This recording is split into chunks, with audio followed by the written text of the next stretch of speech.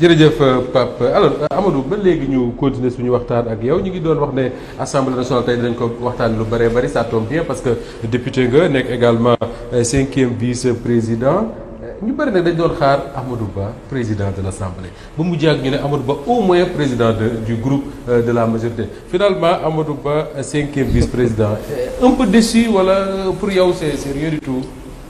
Non en fait xam nga l'avantage bi parti bi am mooy quand même déjà il y avait un stock de députés yoo xam ni ña nga fa woon am expérience et puis ñi indi aussi nekk beaucoup de cadres ñoo xam ni franchement mënoon nañoo teg au moins une jeunesse présidentielle yoo xam ni mënoon nañ cee nekk ki nga xam ni aussi moom la yàlla def ñu tànn ko muy El Malick boo xoolee am na même plus de votes que député Pastef parce que dem na ba 134 muy confiance boo xam ni xëy na le président Ousmane Sonko placé ko na ko ci moom et puis député yëpp majoritairement en tout cas l'unanimité de Pastef voté nañ ko jusqu'à au-delà donc yooyu moo gën a am solo le travail soit fait fa ñuy dem loolu ñun lañ yàgg a woote donc je pense que di ko ñaanal vraiment yàlla jàppale ko taxaw ko di wax député yi toujours que ni liggéey bu métti bu bëree moo ñuy xaar donc considération yooyu dootu ci am solo parce que seul le résultat comptera fii du question poste bi ngay occuper la mais au final ñun ak sénégalais contrat bu 10 bi ñu am confiance bi ñu am ci ñun ndax d'ici après 5 ans dinañ mën a jàkkaarloo ak ñoom ñu xool leen ci bët je pense que loolu boo ko bàyyee xel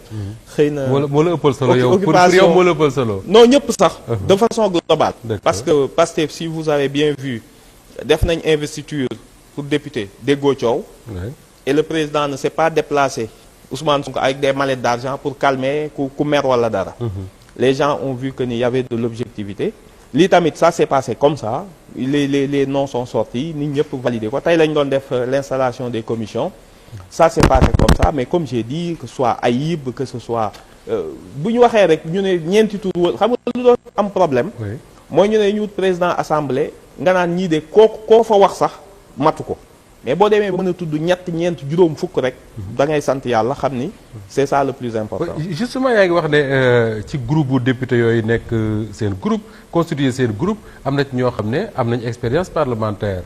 El Malick qui devient président de l'Assemblée moom amul expérience parlementaire même il a été ministre c'est vrai. waaw mais pourquoi le choix pour yow lan qu'est-ce qui a été déterminant ci choix wu El Malick Ndiaye. Encore une fois. wala la confiance bu Ousmane Sonko ça suffit largement. je pense que loolu rek doy na. quand même il faut pas oublier que El Malick il est député. oui bien sûr. c'est pas quelqu'un de parachuté. bien sûr non du tout président dafa koy député Assemblée nationale. donc déjà c'est une chose. deuxièmement en tant que ministre je pense que jël na benn risque bu am solo parce que dem Linguère pour compétir en sachant que foofu. c'était pas sûr ñu gagné ko.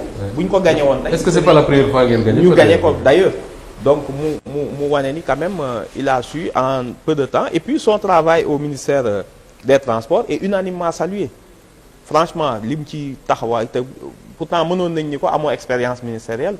et il a montré quand même en 8 mois yi mu fa def quand même beaucoup de projets yu mu teg yu structurant parce que nit ki du résultat bi am na méthode booy liggéeyee. les gens vous font confiance pour confier la leneen parce que dañuy gis méthode bi ngay liggéeyee et au sein du ministère je pense qu'il a montré te loolu ñëpp saluer nañ ko quand même des pas importants yu tax nga xam ni comme j'ai dit Aïb pouvait l'occuper sëñ Cheikh Thioro Mbacké mais tout il y avait tellement de noms solennité yoo xam ni koo ci jëloon Ismaïla Diallo Samba Dang ñëpp jigéen ñi ñoom Rama Bodian vraiment ñoo xam ni xamuleen leen sax xëy na ni mais koo ci joxoon assemblée docteur Mohamed Sall mu ngi fa mais beaucoup d'autres et je pense que ni ñu boo xoolee composition assemblée entre les mag ñi personnes yi nga xam ni seniors yi la troisième âge ak jeunes yi ak tous les corps de métier toutes les catégories socio-professionnelles je pense que loolu moo gën a am solo dans l'affaire et que le choix s'est porté sur El Malick ñu accepté ko ñun ñëpp comme quelque chose de naturel et normal et je pense que dina mener à bien sa mission. oui alors du ma mën a bañ a ñëwaat ci la journée du 2 parce que quand même journée bu yàgg la et ñu bari dañoo yaakaaroon ne le PASTEF était déjà suffisamment préparé que bu ñëwee assemblée dañ naan diw mooy nekk président on y va on vote. mais on a remarqué que ni dafa yàgg trop. ñu bëri doon wax ne est-ce que da ngeen a jubawul ci choix bi président Diomaye est-ce que amul candidat Ousmane Sonko et cetera finalement c'est vers 19h 20h je pense que Ayib daa fay wax ne waaw takk wala ñu amoon problème mais est-ce que au sein de votre groupe amu leen benn difficulté wala xaar ba yàlla ci le choix du président y a rien. xam nga bu amoon di ngeen ko yëg. ok am na loo xam ni kenn du ko nëbb. non waa Pastef nag dañuy verrouiller. non mënoo verrouiller loolu. yenn façon problème yooyu bu amee. l'un des protagonistes sax dina am intérêt fuité loo ko. oui. donc bu doon am na en toute franchise man mën naa wax loo xam ni vraiment sama aqulaay taalaa la du bëgg a protéger parti. après coup laa génn dégg ñuy wax ces histoires là comme quoi dafa am waa Pastef ñoo am problème. oui. alors que ba ma génnee ba dégg ko j'ai eu peur sax mu ni mais man xam nga biir assemblée doo am connexion. sinon doon nga génn sax di démentir wala dara. après ñu ne non il y a eu des tensions entre ñoom. ça il y a pas eu de tension. tey on a installé 14 commissions coow amu fa parti bi mënul doxee ak ay coow ci loolu diw dafa am. non quand on est arrivé président Ousmane ñëw expliquer ce qui va se passer daal di dem maintenant li ñu amoon problème c'était le poste de 8e vice-président. le cas de Ousmane Sonko quand il vient le matin. waaw. nga ne expliquer li war a xew ci journée bi. waaw li ngeen war a def. waaw lan moom sax wax na ne dafa ñëw pour joxe ay consignes. waaw est-ce que bi muy joxe consignes yi il donne en même temps le nom du président wala. non. D'accord. xam nga à ce moment là. du ko wax parce que Pastef aussi du caagi ni dañoo amul démocratie interne wala dara c'est pas ça du tout mais comme li ma wax tey ñu doon fal les présidents quasiment on l'a découvert une minute avant. parce que noonu la mën a demee. mais y a pas eu de franchement amul dara loo xam ni man de en tout cas je suis pas au courant du tout te am na ñaar ñoo xamante ni ñu ngi fa doon xëccoo te la preuve déggu leen ko avant te bi mu jeexee aussi amu leen ci écho donc franchement ça n'existait pas. d'accord allez-y. xamante ñenn ñi jàpp nañu dafa mer moo tax ñu récompenser ko dugal ci gouvernement bi. parce que dafa bëggoon jël li nga xamante ni mooy poste président assemblée nationale. léegi ñu neexale ko gouvernement bi. oui dugal ko ci gouvernement bi. ah man de bon xam naa ne dans les circonstances actuelles malheureusement loo mën a wax dañuy defoon ni langue de bois la mais en toute sincérité Abbas je l'ai vu ce jour-là te yàlla seede na ni waxuma moom en aucun moment que ni dafa sax candidaté pour être président. mais comment se fait-il Abbas ngeen def seen installation bureau 1 ba 8 vice-président Abbas Fall mi gagné Dakar bokku si. mais parce qu'il savait peut-être que day dem assemblée day dem dans le gouvernement. loolu que y a pas de mystère. y a pas de mystère sérieusement. pourquoi suppléant El Malick bi ñëwoon ba sol kii yoom taxaw di xaar. El Malick dem alors que joxe nañ consigne bu yàgg. ñëw taxaw di mais suppléants yëpp a ñëwoon. ah ce jour-là tous les suppléants sont venus. liste yëpp. non ñi ñu amoon xam nga ñaata lañ amoon comme suppléant y avait le suppléant de Ousmane Sonko. y avait le suppléant du secrétaire d'État Momar Ndao. y avait le suppléant de qui. alors que joxe nañ consigne ne moo war a doon président. non au moment où on ouvre xam nga tey jii boo indee ay nit indiwoo seen suppléant on peut supposer que. suppléant yëpp a ñëw. loolu noonu la demee comme ça kenn mënul xam qu'est-ce qui allait se passer. c'est ça. non c'est-à-dire ñaar ñële démissionné nañ te moom démissionné wul.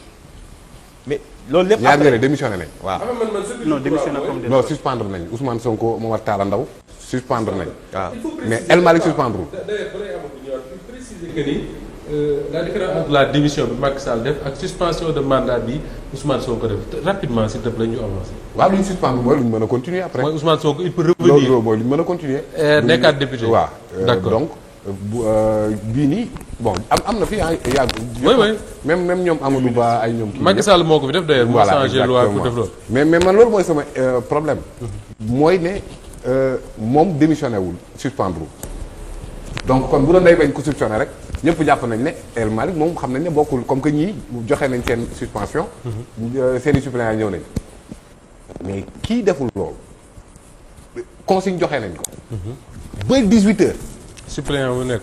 non nee na 8e vice-président bi moo yàggal mbir mi. d'accord alors pourquoi comme il dit El Malick Ousmane Sonko on peut comprendre suppléant am ñëw parce que xam nañ ne du siège ak le secrétaire d'État bi nga wax mais El Malick démissionné wul amul suspendrewul mandat lu pourquoi suppléant am ñëw à l'Assemblée mais comme ba takk seen kii yooyu ngeen di takk non ñëpp a ñëw rek comme li wax suppléant yëpp d'accord ñoom ñoo ñëw parce que bu suppléant yi ñëwul di nga ni ah comme que kii ñii ñëw seen suppléant ñëw na kii suppléant ñëwul ci fajar ñëpp donc vous avez voulu brouiller les pistes du question brouiller sax mais en tout cas suppléant yëpp a ñëw d'accord yi nga xam ni parce que officiellement ñoom bul fàtte ni ay ministre lañ oui comme que ay ministre lañ te on voulait éviter quelque chose aussi mooy dañ ñëwoon bu ñu ubbi session bi benn ministre dugg assemblée pour éviter li amoon ci temps ñoom Amadou Ba. oui loolu ngeen décidé woon. loolu moom c'était acté que ni en aucune façon ministre yi waruñu ñëw di dugg sax ci biir salle bi. nga xam ne double casquette la ñu yor nekk ay ministre nekk ay député. donc moo tax on a fait venir tout le monde dérouler li ñuy dérouler malheureusement nag affaire 8e vice-président bi était la principale et seule cause du blocage amul leneen. amul leneen au sein de PASTEF et vous pouvez aller demander aux députés. su dee kenn mën na la xam nag 130 nag ñëpp mënuñu noppi quoi. juste benn. allez-y Pape Sané. damay abonné dans le même sens que Pape Moussa parce que liy jaaxal Sénégalais yëpp mooy boo nee y avait pas de problème au sein de PASTEF bon ça va être difficile pour que nit ñi wan ko mais tey gis nañu ba 19h 18h45. il a fallu que Guy Marius Sagna jóg évoquer la présence de El Malick ci hémicycle bi ak sa démission qui n'a pas été actée. Mais toujours dans la même veine que par ça mais comment ça se fait yéen ngeen xamoon ne que ce serait lui votre candidat pour la présidence de l'Assemblée nationale démissionné wul alors que ñële administration assemblée jot na seen démission mais moom administration assemblée jotul démission c'est le président du groupe parlementaire moom moo jot démission loolu nan ngeen ko mën a expliquer. non xool pour faire simple sincèrement moo tax ma ni la on va sujet yu mel nii suñ ci xasee dugal ay fake news wax ci fajar ni waa Pastef ña ngay rayante ci biir pour xool kan mooy nekk président après boo génnee bëgg koo leeral parce que nee naa la vous pouvez convoquer les 130 députés. nga laaj ci kenn comment ça s'est passé xam nga jour boobu on devait lire non seulement le bureau et les commissions lépp la ñu waroon installé ndoo bi président Ousmane ñëwee la matinée c'est peut-être ça qui devait être fait on le fait après affaire bi féete boor donc bi tergiversation yi am na léegi moom à titre personnel xam nga Ousmane Sonko toujours c'est lui qui a la main mooy le métronome quand même. Oui. bu xoolee benn situation ba ni defee leen nii plus muy gën a yàgg ñu defoon ni ci Pastef la man mi benn moment génn naa ma ni non il faut que je demande qu'est-ce qui se passe quand même après lañ ma soog ni non c'est en fait l'histoire du 8e vice-président moo ko bloqué moo tax ñu toog noonu nar a continuer jusqu'à ce que ñu dem ba dernier tour ba xam ni tey on risquait de ne pas élire ci lañ ñu on fait pas le forcing mais on va aller ci ñëwaat mais la lettre de démission de El Malick. waaw lettre de démission bi comme li ma wax la comme que xam nga le temps on était pris par le temps bu minuit jotee on arrête. oui te bu ñu installé wul bureau bi jour boobu ñoom dinañ am parce que c'est peut-être leur technique c'est normal ah.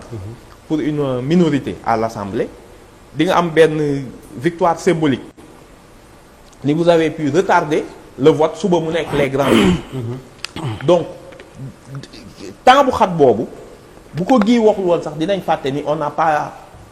lui le kii donc da ngay gis bu ñu ko waxee tout de suite on s'est dit mais tiens on devait lire d'abord sax l'acte de démission avant ñuy commencer. parce que ce qui est certain quand même mooy bi ko Marius di wax ak bi ko Ayib Daffé di lire kenn mënu fa bind lettre. kenn mënu fa ce qui veut dire que El Malick bindoon na ko boobu temps bi la parce que ñoo ngi teg sa bët minuit bu jotee il faut qu'on arrête. d'accord te il est hors de question que ñu yegg minuit te bureau bi taxawul. d'accord mais ci El Malick boobu parce que ba ñuy def réaménagement au gouvernement bi dañu mettre fin fonction El Malick Ndiaye en tant que ministre ku démissionné kenn du mettre fin sa fonction c'est-à-dire j'ai pas compris soit El Malick dafa démissionné wala dañu mettre fin li nga xamante ni moom mooy fonction ministre. voilà xam nga loolu ñoom sax soulevé nañ ko quand on a lu la lettre de démission. ñu ne Abdou Mbow jóg na Tafsir Thioye jóg na ñu ne il fallait ñu xaar ba présidence acté la démission. mais loolu c'est mal lire les articles yi nga xam ni du règlement intérieur ñooy wax ci démission bi parce que dañu ni ba ne constitution danaan la ministre boo xam ni da ngaa bunoo mandats yi sont incompatibles. ministre ak député. mu ne nag boo bëggee démettre da ngay dem ci loi organique moo koy régler boo ñëwee ci assemblée règlement intérieur li mu wax te ñoom ils l'ont juste mal lu dañu ni la yow mi nga xam ni yow yaa nekk dans une situation d'incompatibilité il faut nga indi la preuve que vous avez démissionné mais pas que vous avez été démis.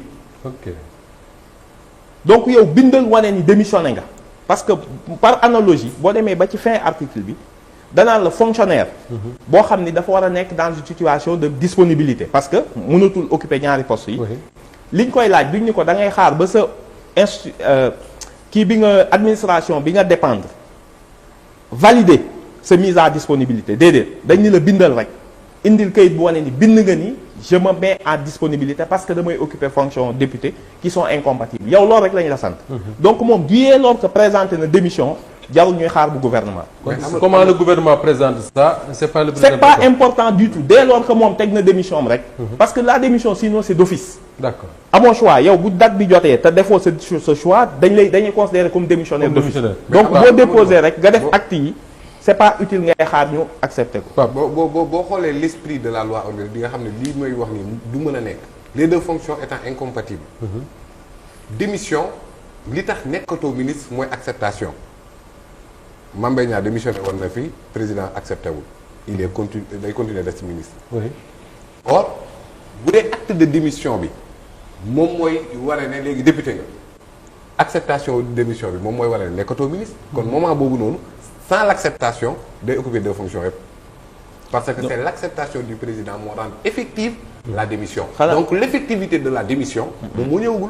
non. balay Amadou di tontu balay lay Amadou di tontu est-ce que l'acceptation bi ngay wax noonu du président est-ce que daf ko war a rendre public forcément.